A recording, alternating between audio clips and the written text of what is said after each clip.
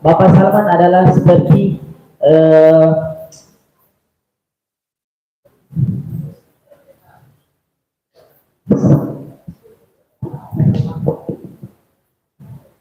petinggi dari agama itu. Lalu tugas Salman Al-Farisi adalah menjaga api agar tidak mati. Tetapi Salman berpikir, buat apa saya menjaga api? Dan Salman Al-Farisi pun meninggalkan rumahnya. Dan Salman Al-Farisi bertemu pendeta, dan setiap menemui pendeta pasti pendeta itu mati. Dan dia menemui pendeta yang sangat mengamati. Dia sangat mengamati pendeta ini. Pendeta ini ketika orang berbuat dosa bisa dibayar agar dosanya hilang. Salman mendapatkan info ada agama baru yang masuk di daerahnya, dan agama itu adalah agama yang di pundaknya itu ada tulisan Muhammad, dan dia pun mengikuti agama itu.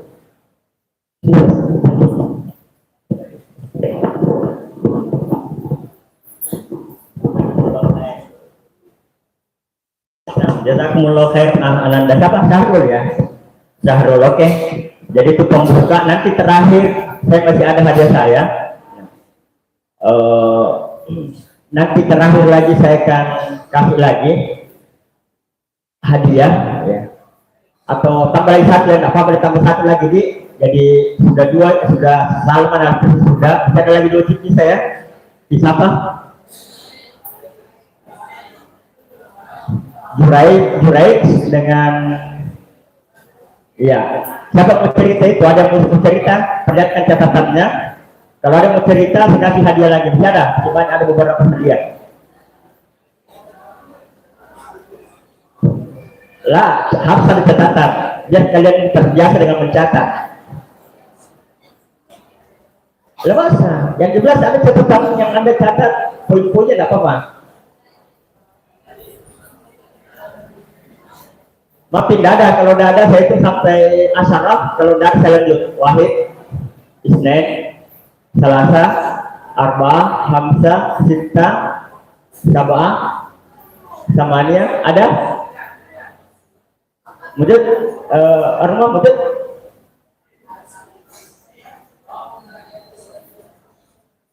Tis'ah?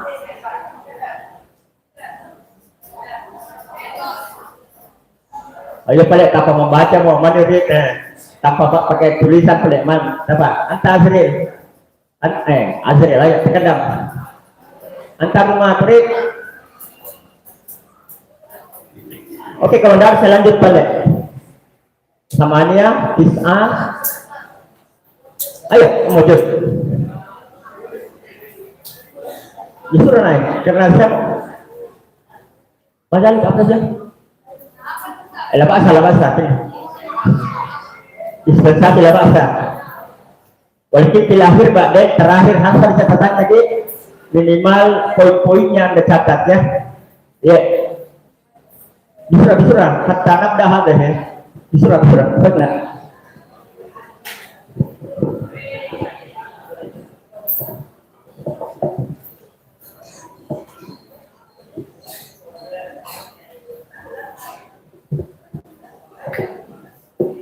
Bismillahirrahmanirrahim. Assalamualaikum warahmatullahi wabarakatuh.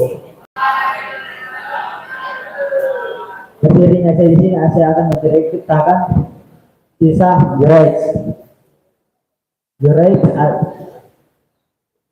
Juraij adalah seorang tabib atau seorang ahli ibadah. Pada suatu hari, ibunya memanggilnya dan dia sedang ibadah. Tetapi ia memilih untuk ibadah daripada menanggapi ibunya. Keesokan harinya ibunya memanggil lagi dan ia tidak menanggapinya, dan untuk terakhir kalinya ia juga tidak menanggapinya, dan ibunya berdoa agar seorang pelacur datang kepadanya sebelum dia meninggal. Pada akhirnya ada seorang pelacur yang bilang kepada rakyat bahwa dia akan menaklukkan Juraij. Setelah itu seorang pelacur ini bertemu dengan pengembala kambing.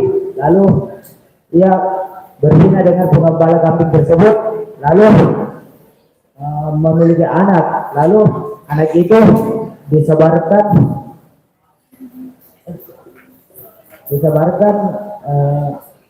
fitnah bahwa itu adalah hasil perzinaannya dengan Juraij. Lalu rakyat menghancurkan tempat ibadah Juraij,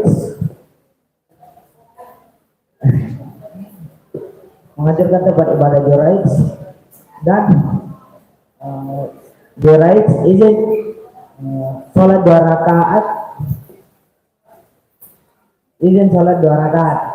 Lalu dia bilang suruh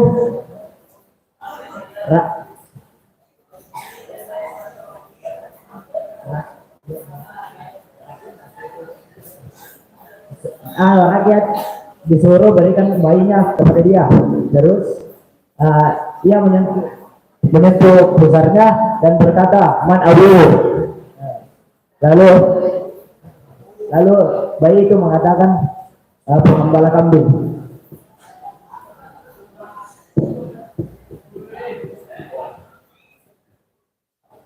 Nah, syukron Wildan ya. Anak syukron Wildan. Nah, jadi saya ini cerita Jafar Juraij itu kan orang tua yang terkabulkan doanya. Ibunya mendoakan agar supaya anaknya diperlihatkan pelacur dan doanya ibunya terkabulkan. Ini yang saya mau cerita lagi ini tentang doa ibu. Tetapi sebelum saya bercerita, ada hadis Nabi Sallam, beliau mengatakan salatu da'awatin mustajabat la syakka fihinna. Ada tiga doa ini yang berdiri ini tamsik kobok catat ini pada terakhir saya catatan tadi 34 orang atba akhir terakhir nanti mana nih pasal yang terlambat ada tadi itu balik mana enak kalau datang semua di sini. Salah da'awatin mustajabat la syakka fihinna. Ada 3 doa yang mana doa ini terkabulkan doanya. Kata Nabi, la syakka fihinna, tidak diragukan, mustajab doanya. Di 3 antaranya dakwatul mazlum, doanya orang yang terzalimi. Jadi dakwatul mazlum doanya orang yang terzalimi. Kemudian asal yang kedua dakwatul musafir, doanya orang yang melakukan perjalanan. Yang ketiga dakwatul walid liwaladihi, doa orang tua kepada anaknya. Nah, ini menjadi kisah Juraij itu dakwatul walid ala waladihi, doa orang tua kepada anaknya. Ini yang saya mau cerita ini tapi lewat sound saja, lewat suara, karena biar lebih nyaman kayaknya ini.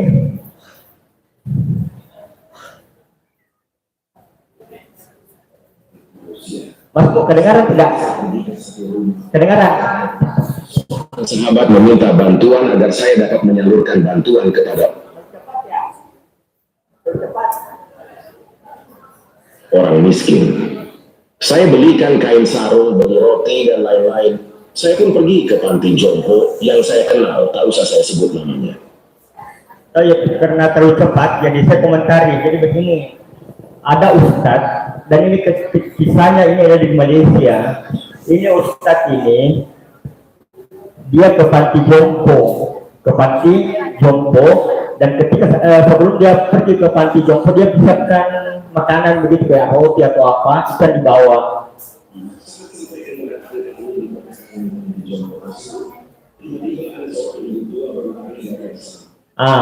Sampai di panti jompo, tiba-tiba ada ibu orang tua dat mendatangi ustadz ini,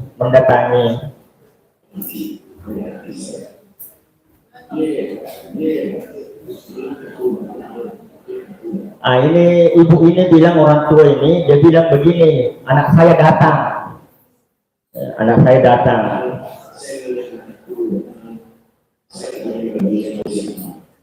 Ah, ini Ustadz ini yang tidak kenal siapa ini ibu. Ini kalau saya tidak salah 3 tahun ini disimpan ini ibu di panti jompo, dan sekali yang ketemu anaknya.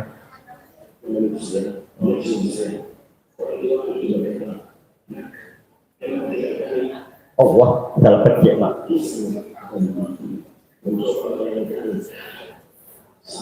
Saya lanjut dulu. Jadi ibu ini Ustadz itu yang datang membawa oleh-oleh itu, roti dan makanan-makanan dipeluk. Dia bilang, "Kak, kenapa kok lama sekali tidak pernah kujung-ujung saya?"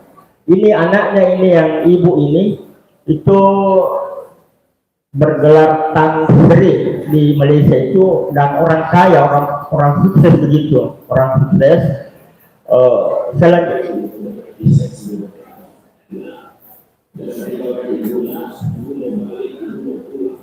Itu ketika Ustadz ini mau pulang, ibu ini yang tua ini dia bilang, "Nak, jangan pulang, kasih ikut saya sekali mau pulang." Akhirnya ini Ustadz ini dia pergi minta izin ke panti, maksudnya pengurus panti, agar supaya bagaimana ibu ini bisa keluar, bisa keluar. Itu.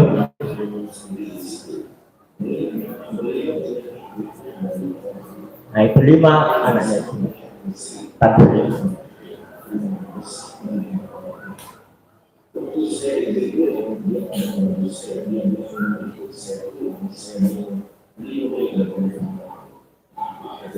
Ini ketika mau pulang, Ustadz ini bilang banyak barang di mobil. Dia bilang, "Ini ibu, biar nih, yang jelas saya bisa ikut."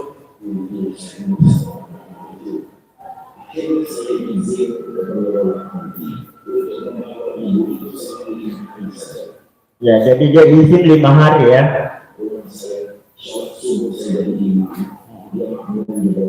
Ini sholat subuh, Ustadz ini jadi imam, ibu ini dan Ustadz ini jadi makmum ketika sholat subuh di rumahnya ini Ustadz ya.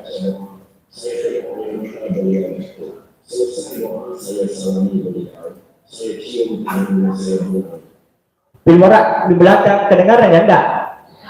Oke, kalau begitu jadi setelah sholat subuh, yang pimpin ini sholat adalah Ustadz tadi yang nanggap anaknya. Kemudian yang makmum itu istrinya ini Ustadz beserta itu ibu yang ikut dari panti. Kemudian salami Ustadz ini, dicium tangannya sama itu ibu yang dari panti itu.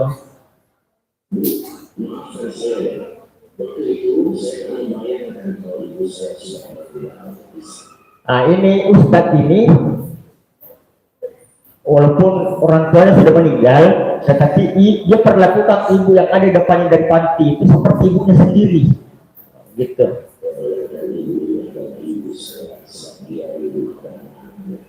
Kenapa diperlakukan? Karena rindu sama anaknya yang lama tidak ketemu begitu. Yang ketiga, saya waktu sholat isya, selesai doa saya selalu beliau. Ini hari ketiga setelah sholat salaman. Ketika salaman tidak seperti yang sebelumnya, tidak dilapisi kain. Terus Ustadz ini tanya, "Kenapa dilapisi tangannya?" Dia bilang, "Kamu bukan anak saya." Dia bilang, "Kamu baru sadar nih ibu, kamu bukan anak saya." Dia bilang, "Kenapa kau tahu bukan anak saya?" Dia bilang, saya adalah anak tak ibu." Itu baik begitu bahasanya. Kalau bahasanya kita, dia bilang, "Anak saya itu tidak pernah saya diimami." Begitu.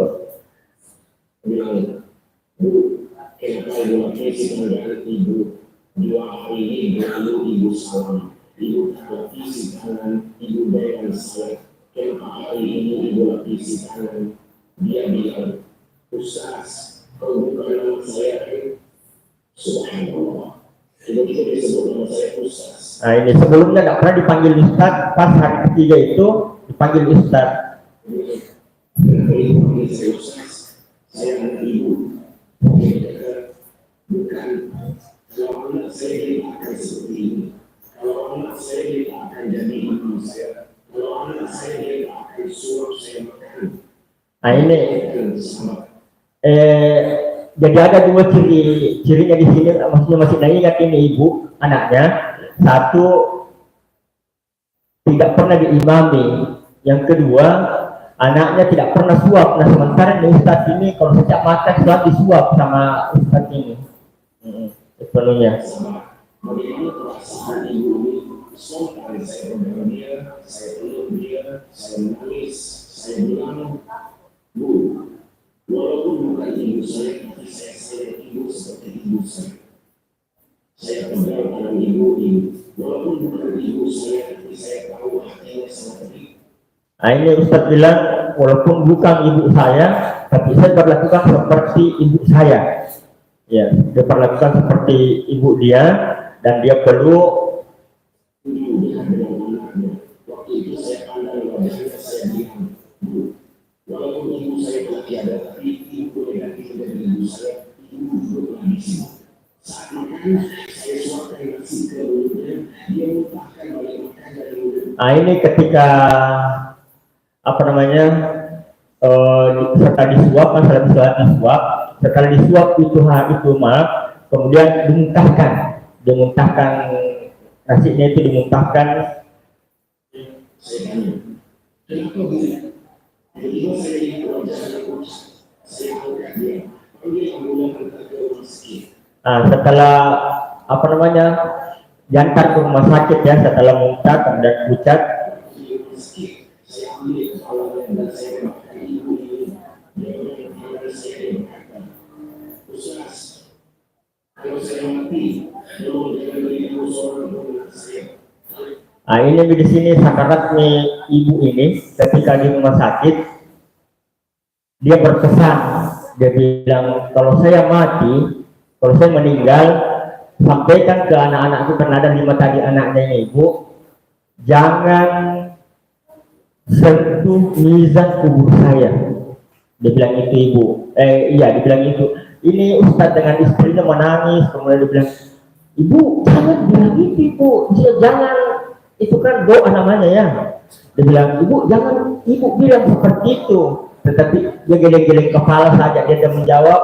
Ternyata itulah terakhir, apa namanya itu, itulah akhir hidupnya di rumah sakit. Dia meninggal di rumah sakit.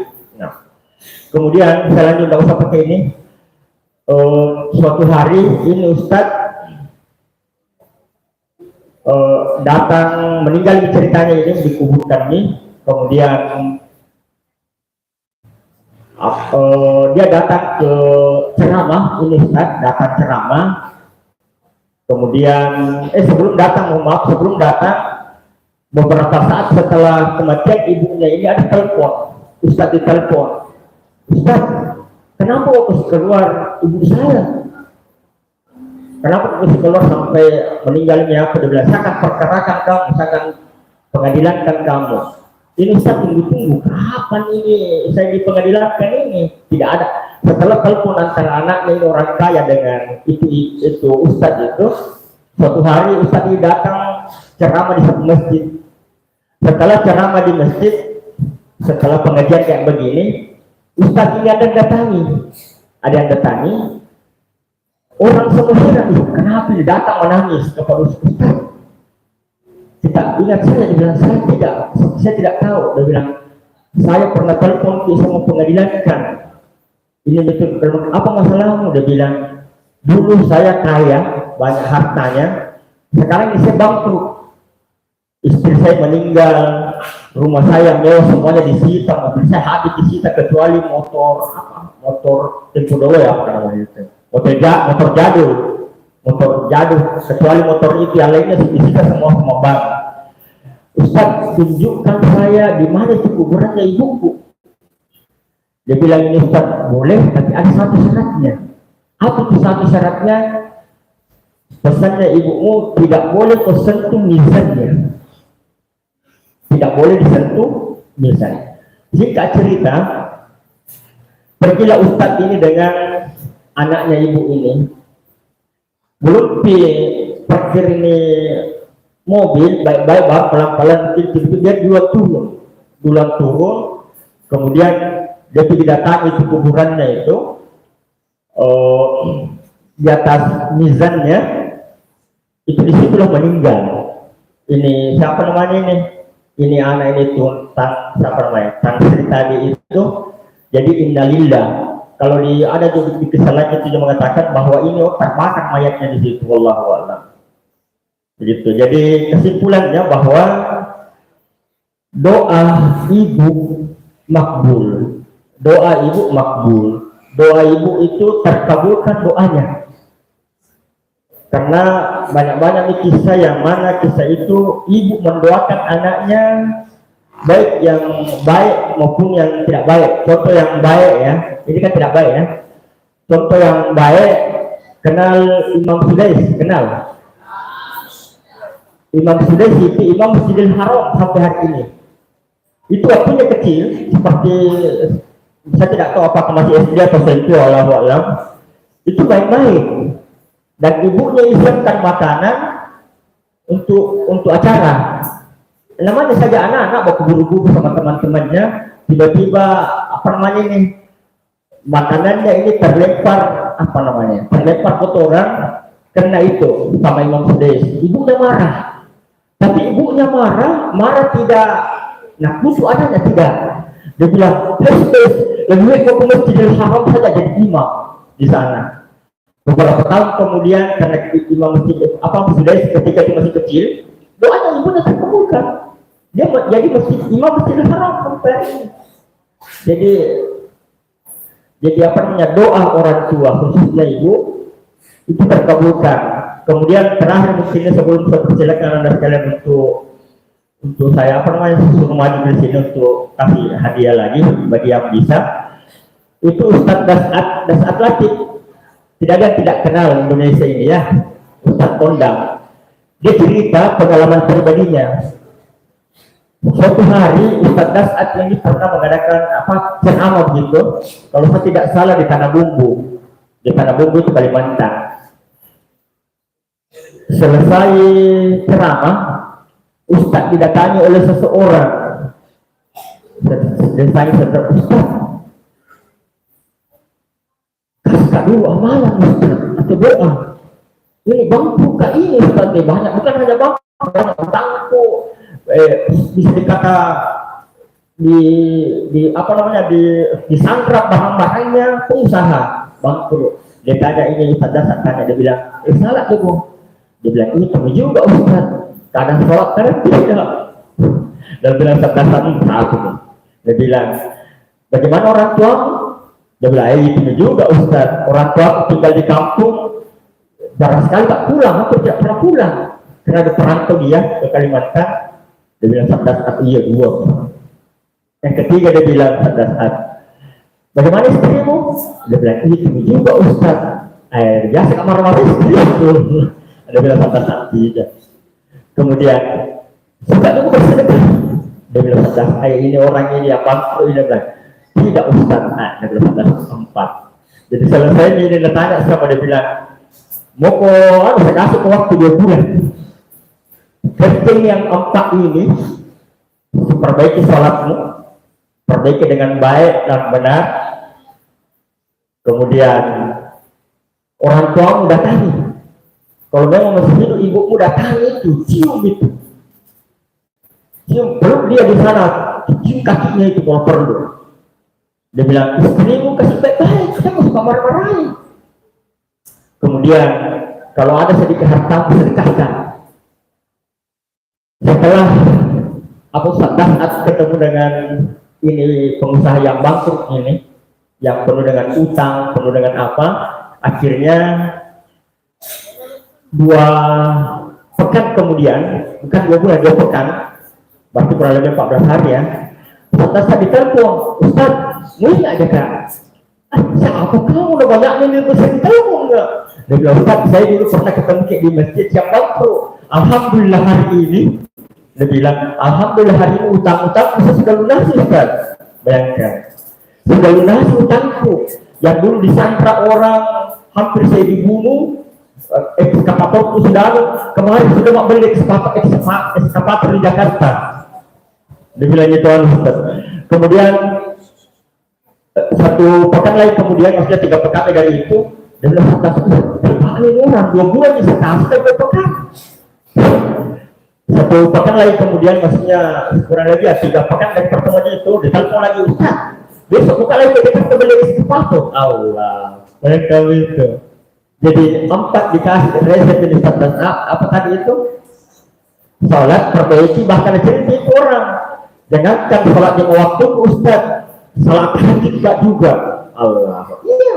Salat tahajud, kemudian dia pilih datanya orang tuanya sampai dia cium kakinya dan seterusnya. Nah, yang baik-baik. Dia bilang kalau ada lebihnya lu bisa kasih orang tuaku, mamanya. Kemudian istrinya dia bilang, nah baik, betul. Kemudian kalau ada penghasilan untuk Ustaz 2,5% saya sedekahkan. Zakat, karena 2,5 kalau pengusaha itu zakat namanya. Bayangkan, sukses.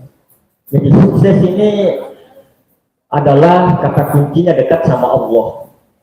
Ini kan semua ini 4 ini sama Allah semua. Pertama, apa namanya tadi itu, salat pasti dekat sama Allah ya. Kemudian orang tua, ada hadis Nabi sallallahu alaihi wasallam mengatakan ridallahu fi ridal walidain. Ridalnya Allah itu ridalnya orang tua.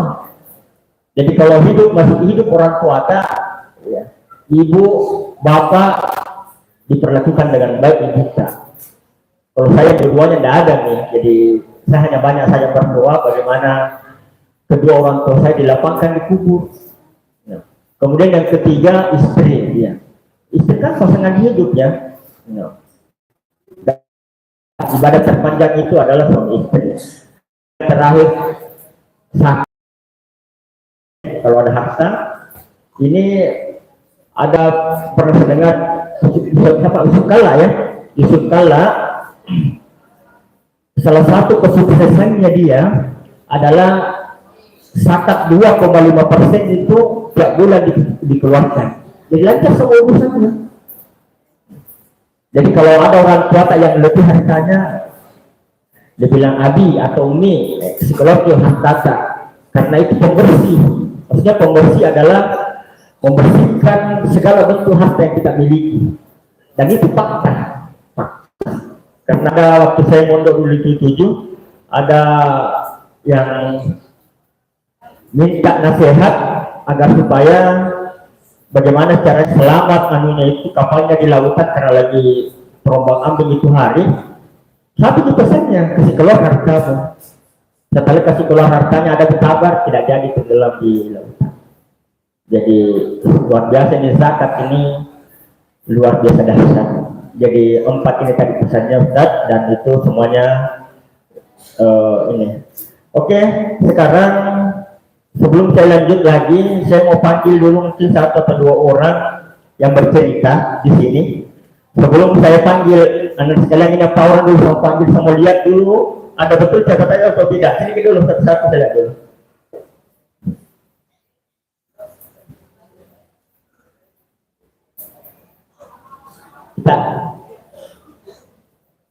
Entah.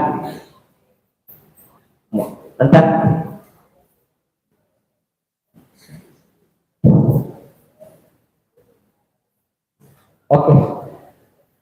Sekarang siapa yang mau ceritakan? Takabbar maju ke depan sini. Saya siapkan hadiah. Bisa Pak orang ini yang di depan dulu. Oke. Faiz atau Azril terserah. Yang di depan dulu nih, karena dia duluan sangka tangannya. Antar Azril. Oke, Azril.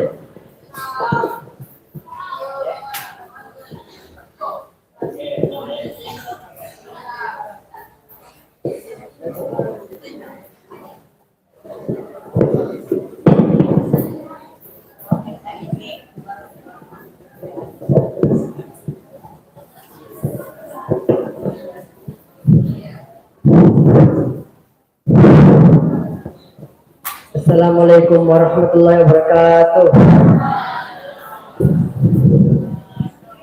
Ada sebuah kisah di Malaysia. Ada seorang ustadz ke Panti Jompo. Setelah sampai di Panti Jompo, dia melihat orang tua.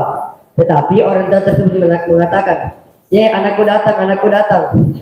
Lalu dia memeluk dan mencium ustadz tersebut.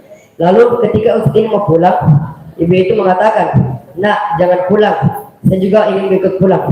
Akhirnya dia minta izin ke pengelola panti itu, lalu membawanya pulang selama 5 hari. Setelah sampai di rumah, mereka sholat subuh, lalu ustadz itu menjadi imamnya. Setelah sholat, ustadz itu salaman dengan ibunya lalu menganggapnya sebagai ibunya, ibu sungguhan, karena dia kasihan. Ibu itu rindu terhadap anaknya.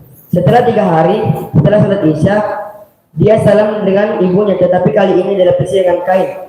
Lalu dia bertanya, "Ibu, kenapa kau melapisi dengan kain tidak seperti yang kemarin?" Lalu ibu tersebut menjawab, "Kau bukan anak saya, Ustaz, karena anak saya tidak mungkin mengimami saya, menyuapi saya." Lalu satu hari, setelah dia menyuapi ibunya, ibunya muntah, lalu wajahnya pucat. Setelah itu dia membawanya ke rumah sakit. Setelah sampai di rumah sakit, dia mengambil kepala ibunya lalu memeluknya. Dan ibunya berpesan, "Nak, jika aku mati, jangan biar anakku tahu dan berani-berani menyentuh lisanku." Lalu istri itu berkata, "Ibu, janganlah kau seperti itu." Tetapi setelah itu ibunya meninggal lalu dimakamkan. Suatu hari, setelah dia selesai berkhutbah, ada orang yang menelponnya dan dia adalah anak dari ibu tersebut. Lalu berkata bahwa dia ingin menghakiminya, padahal tidak. Lalu anaknya datang kepada ustaz tersebut lalu berkata, "Dulu saya orang kaya, tetapi semua kekayaan saya hilang." Lalu bertanya lagi, "Ustaz, saya ingin pergi ke kuburan ibu saya." Lalu ustaz itu berkata, "Ada syaratnya, yaitu kau tidak boleh menyentuh nisan ibumu." Setelah itu mereka pergi ke kuburan ibunya, tetapi anaknya tidak sengaja menyentuh nisan ibunya lalu meninggal di tempat. Kesimpulan, doa ibu itu makbul dan pasti terkabulkan. Syukur. Assalamualaikum warahmatullahi wabarakatuh.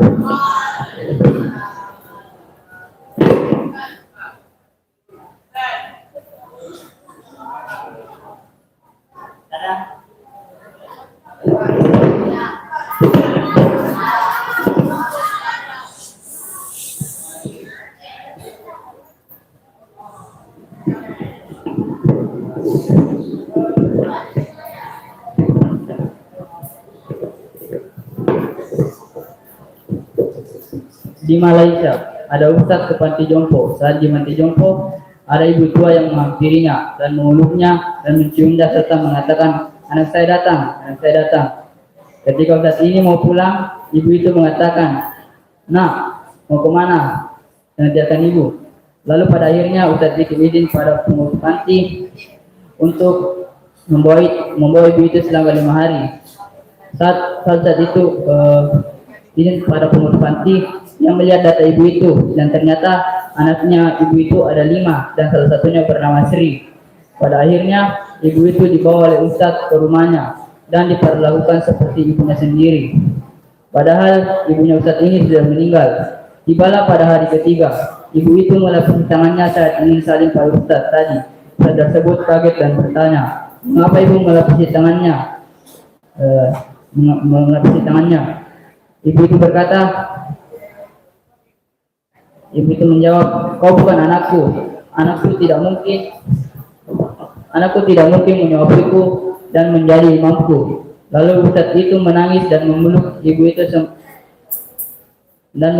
itu. Dan pada saat makan dan disuapi oleh ustadz, ibu itu memuntahkan makanan tersebut.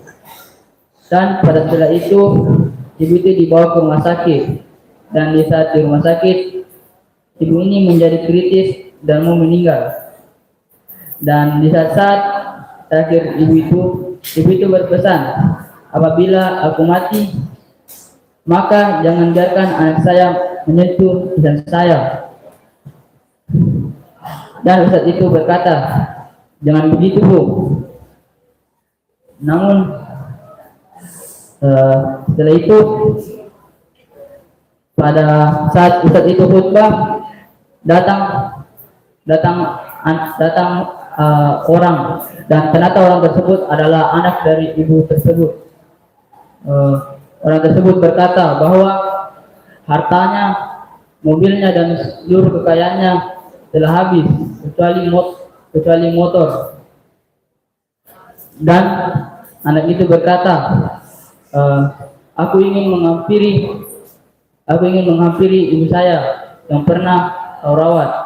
Lalu Ustadz itu berkata, kau boleh menghampiri ibumu, namun kau tidak boleh menyentuh nisannya. Dan setelah itu anak tersebut pergi ke kuburan ibunya, namun anak tersebut tidak sengaja menyentuh nisan kubur ibunya dan pada akhirnya anak tersebut meninggal.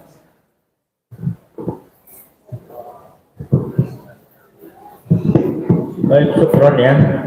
Jadi anda sekalian, ya, saya harus ini sebelum waktu Isya saya akhiri. Sebelum saya tutup, Ismawalan dengarkan dulu anda sekalian. Godan, Ismawalan dengarkan dulu semua akhir ini pembicaraan saya tadi. Tak tolong diam dulu sedikit sebentar. Ini terakhir tentang, jadi bukan lagi tentang yang cerita ini, tetapi tentang pembelajaran tahsin ini.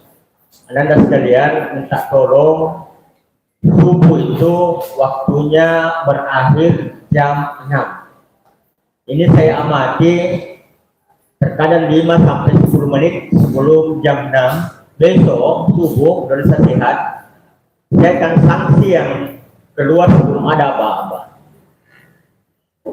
Jadi keluar bubar harus jam 6. Kalau ini saya kasih sanksi yang bubar, kalau satu kelompok, kalau dua kelompok saya bubar. Itu saja. Nah, ini mudah-mudahan jangan diulangi lagi deh.